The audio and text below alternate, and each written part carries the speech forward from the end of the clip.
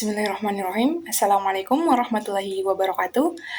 Sebelumnya perkenalkan, nama saya Ayu Andira dengan NIM 105 38 110 14 25. Saya adalah mahasiswa dari program studi Pendidikan Sosiologi Universitas Muhammadiyah Makassar. Di sini saya akan menjelaskan materi teori pertukaran. Jadi di materi ini sebenarnya membahas tiga cara pandang yang berbeda, tapi mereka itu saling menyambung, yaitu teori pertukaran, teori pilihan rasional, dan teori jaringan. Nah, ketiganya ini sama-sama berangkat dari cara berpikir yang positivistik, akan tetapi mereka punya fokus yang berbeda. Di teori pilihan rasional itu lebih melihat bagaimana individu itu mengambil sebuah keputusan.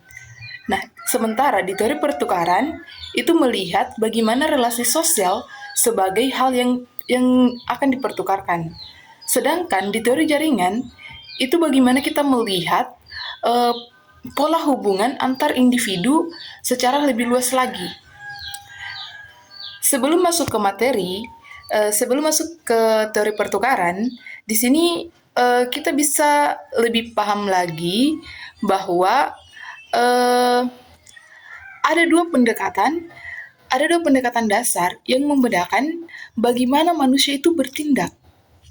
Pendekatan tersebut yaitu adalah pendekatan behaviorisme yang menjelaskan bahwa perilaku manusia itu terbentuk dari konsekuensi yang diterimanya. Kemudian, semisal begini, kalau suatu tindakan itu mendatangkan sebuah imbalan, otomatis tindakan tersebut akan kita ulang di masa yang akan datang.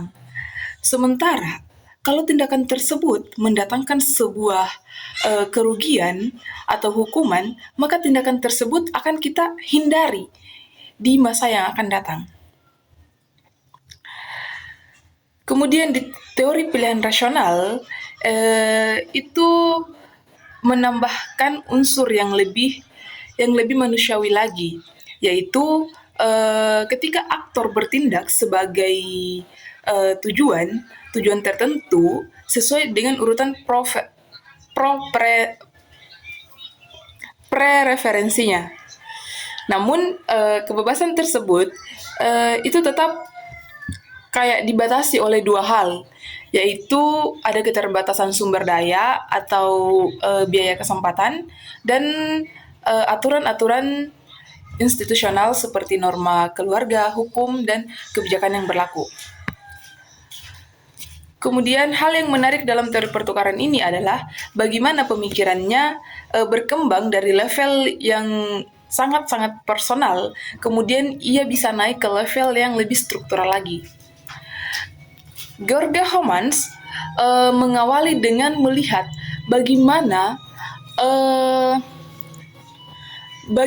interaksi manusia itu, interaksi tatap muka manusia itu dalam kehidupan sehari-harinya. Kemudian dia juga melihat dari 3 proposisi, yaitu ada proposisi sukses. Di proposisi sukses ini menjelaskan bahwa semakin sering suatu tindakan itu mendatangkan sebuah imbalan, maka semakin sering pula kita kemungkinan besar kita akan mengulanginya di masa yang akan datang.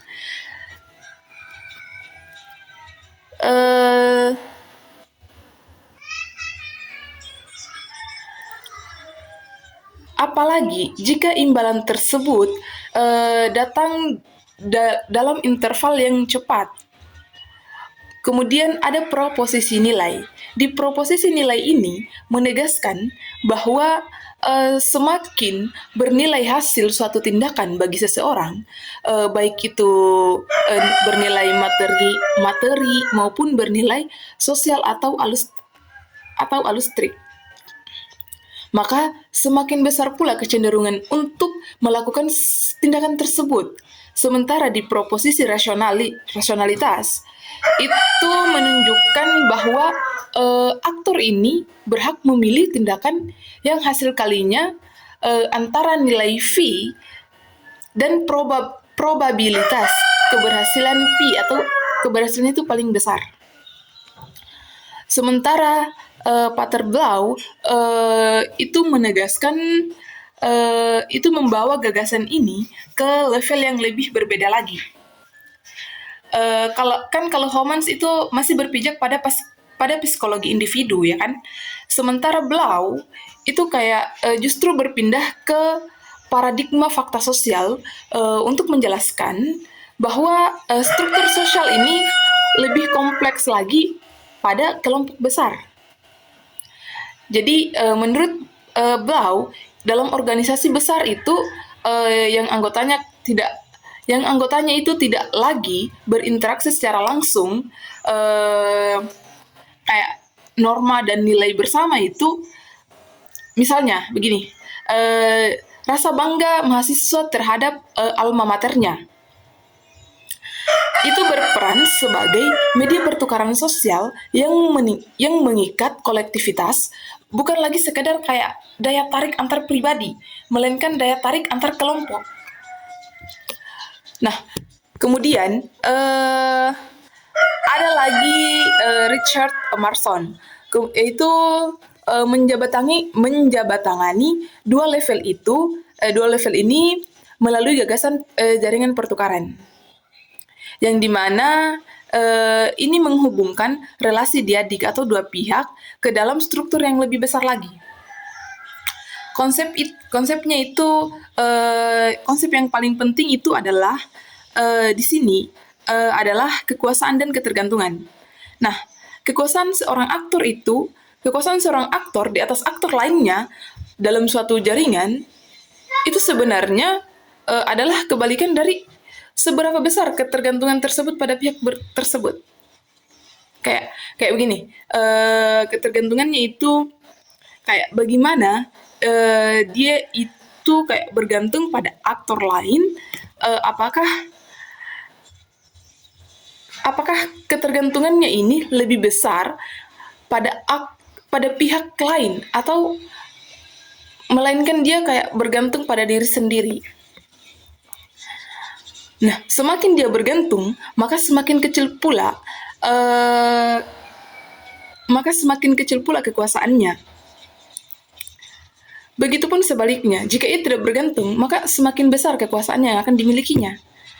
Ketergantungan antara aktor A dan aktor B itu ditentukan oleh dua hal, yaitu seberapa besar aktor A ini aktor A ini membutuhkan tujuan yang kayak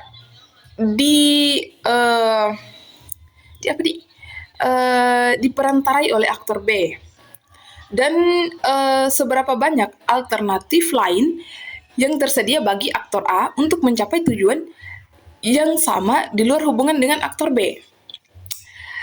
Nah, supaya kita bisa membandingkan atau lebih mudah memahami antara tiga teori tersebut, kita bisa melihat dari segi aspeknya.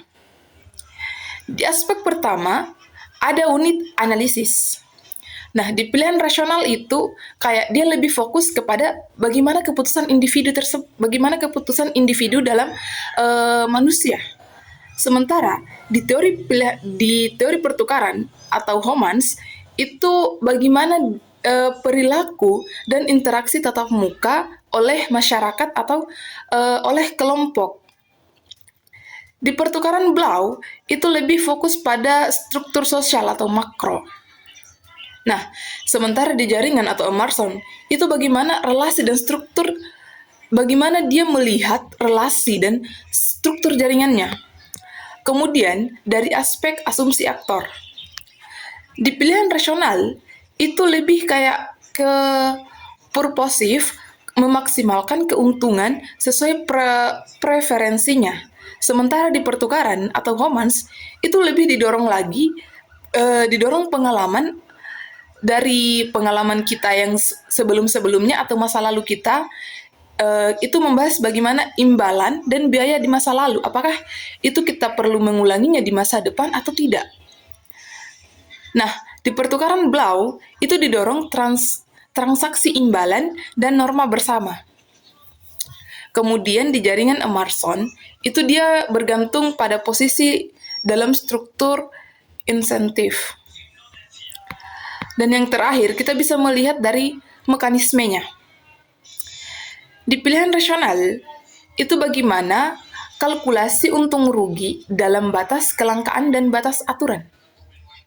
Sementara di pertukaran Homans, itu kayak bagaimana sih proposisi sukses itu menjelaskan proposisi sukses, nilai, dan rasionalitas. Nah, sementara di pertukaran Blau, itu kayak mereka lebih fokus lagi ke diferensiasi status dan legitimasi nilai bersama. Kemudian di teori jaringan atau di pemikiran Emerson, itu lebih bagaimana relasi kekuasaan dan ketergantungan antar aktor. Nah, jadi dari materi yang dijelaskan tadi, di sini kita bisa menyimpulkan bahwa kita bisa menyadari bahwa tindakan sosial itu tidak pernah berdiri sendiri, melainkan ada interaksi manusia sebenarnya dibentuk oleh perhitungan untung rugi yang bersifat pribadi, diperkuat oleh pengalaman-pengalaman sebelumnya, sekaligus dibatasi dan diarahkan oleh posisi kita dalam jaringan hubungan yang lebih luas lagi di masyarakat. Mungkin hanya itu yang bisa saya jelaskan. Bila ada kesalahan kata, mohon dimaafkan. Assalamualaikum warahmatullahi wabarakatuh.